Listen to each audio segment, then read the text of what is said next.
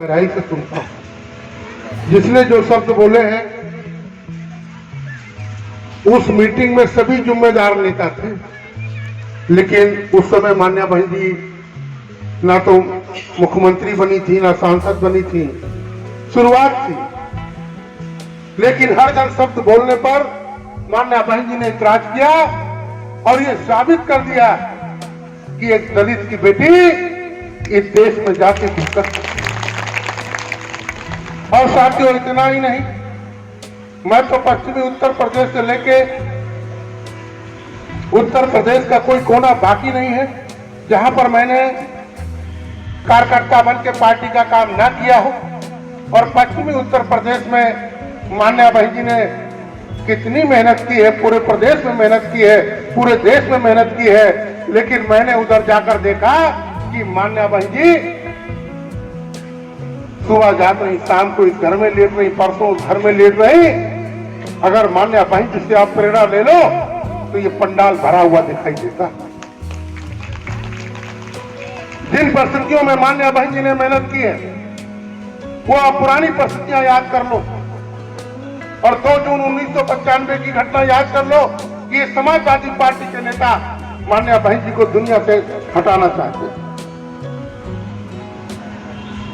लेकिन हटा तो नहीं पाए। और मान्या बहन जी ने 4.5 महीने के शासन को करके मुख्यमंत्री बनके ये दिखा दिया कि देश में एक दलित बेटी ऐसी है जो 4.5 महीना के शासन में जो करके दिखा दिया वो लोगों ने 5 साल में नहीं कर पाया। इतना ही नहीं, आप लोग याद करिए 25 अगस्त 2003 में आदमी तो हम लोग एक छोटी सी कुर्सी नहीं छोड़ते। अगर जिस कुर्सी पर बैठे हैं तो उस कुर्सी को भी नहीं छोड़ते हैं। जब भारतीय जनता पार्टी के लोगों ने ये शर्त रखी कि प्रदेश में 80 पार्लियामेंट है, 60 पर हम लड़ लें और 20 पर बहुजन समाज पार्टी लड़ ले, मान्या बहन जी ने इस बात को नहीं माना और आपको मालूम है जहां मानवर काशीराम स्मारक है वहां रैली स्थल मान्या बहन जी ने बनाया था और वहीं पर रैली स्थल में मान्या बहन जी ने मुख्यमंत्री की कुर्सी छोड़ने का काम किया। छोड़ी थी या नहीं छोड़ी थी? और जब मुख्यमंत्री की कुर्सी छोड़ी थी तो उस समय पर देश में भारतीय जनता पार्टी की सरकार चल रही थी। तो भारतीय जनता पार्टी के लोगों ने क्या किया कि जो देश का सबसे बड़ा प्रदेश उत्तर प्रदेश है, इसमें श्री मुलायम सिंह यादव की सरकार बनवा दी। और इतना ही नहीं, मैं तो कन्नौज का रहने वाला हूं, मैं भी शिकार हुआ। माननीय विधायकों को घर से पकड़ा गया, खरीद फरोख्त की गई,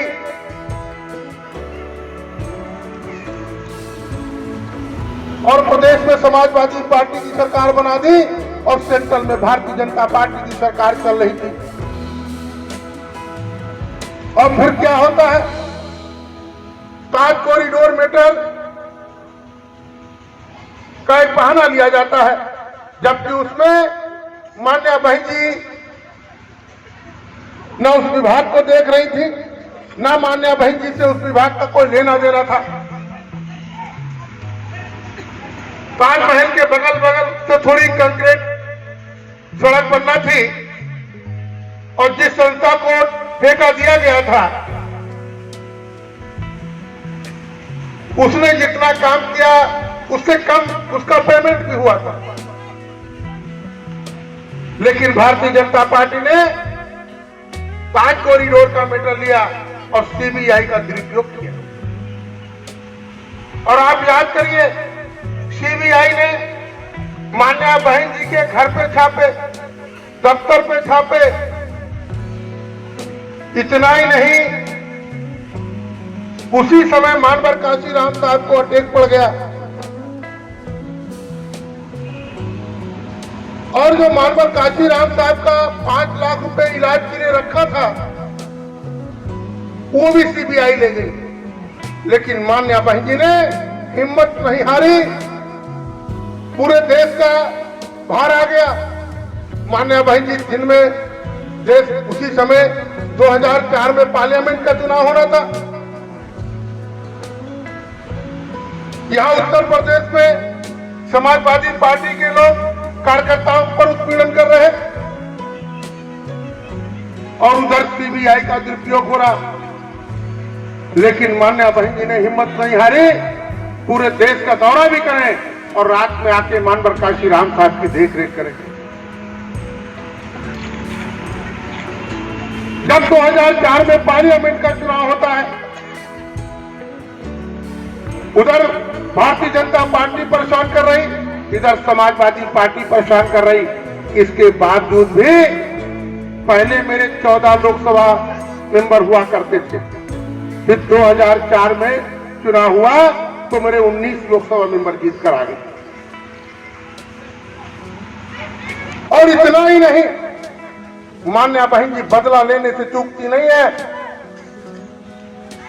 जब मान्या बहन जी को मौका मिला, आप लोग याद करिए, भारतीय जनता पार्टी की सरकार को लोकसभा में 1 वोट से गिराने का काम किया था।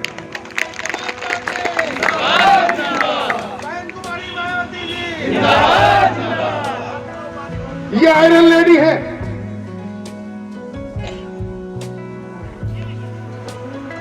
तमाम उतार चढ़ाव आए, लेकिन किसी भी उतार चढ़ाव पर मान्या बहन जी झुकी नहीं। फिर देखिए 2007 में फुल प्लेस की सरकार बन गई, भाईचारा बना।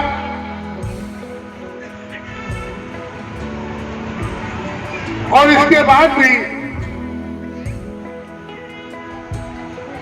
क्योंकि उतार चढ़ाव तो आते रहते हैं, और आपको ये भी मालूम है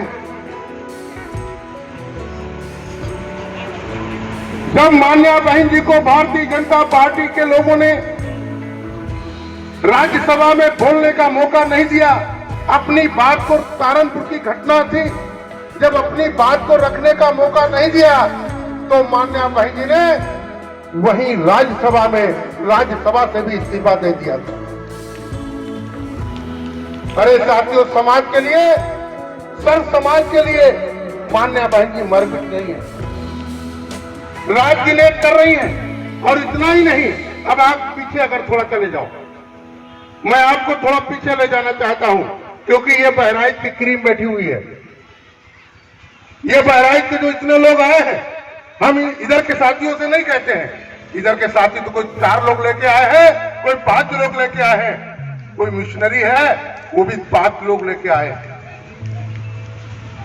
मैं आप लोगों को धन्यवाद और शुक्रिया अदा करना चाहता हूं कि आप लोग मन पूरे पक्के सिपाही हैं। बहुजन समाज पार्टी के तो माताएं और बहनें मेरी सामने बैठी हुई हैं, ये मेरी धन्यवाद की बात है। अगर आप लोग मिशन और मूवमेंट को उठा लो, ये उतार चढ़ाव तो आते रहते हैं, मैंने तमाम उतार चढ़ाव देखे, लेकिन मान्या बहन जी कभी डरने और दबने वाली नहीं। मैंने अभी जब इधर 10 मार्च को रिजल्ट आया और 15 मार्च को मानवर काशीराम साहब का जन्मदिन था, और ये मानवर काशीराम साहब का जन्मदिन मानवर काशीराम स्मारक में हम लोग मनाते थे लखनऊ। मैं लखनऊ मंडल उस समय देख रही, 11 को मान्या बहन जी बात करती हैं, जबकि इस बार जो 22 का चुनाव था, ये बहुत ध्रुवीकरण का चुनाव था। चाहे इलेक्ट्रॉनिक मीडिया हो, चाहे प्रिंट मीडिया हो, ऐसा दिखा दिया कि लड़ाई बीजेपी और समाजवादी पार्टी में है। यहां तक मैं तो मुसलमान हूं, हमारा खुद का दामाद चुनाव लड़ रहा था, सरोजनी नगर से मेरा खुद का दामाद चुनाव लड़ रहा था। कानपुर लखनऊ की एक विधानसभा है, वहां पर भी हमारे मुसलमान भाइयों ने वोट मुझे नहीं दिया, जबकि अकेला था। अकेला था, एक ही मुस्लिम था। और जब रिजल्ट अच्छा नहीं आया तो इसके बाद अभी मैं पश्चिमी उत्तर प्रदेश देख रहा था, क्योंकि उधर तो जो समीकरण है, हर समाज का बीएसपी को वोट मिलता है, लेकिन जाटा और बहुजन समाज पार्टी का वोट और मुस्लिम का समीकरण है। तो वो लोग कहने लगे, क्या कह रहे थे कि अब हमने पूरी ताकत लगाकर देख लिया,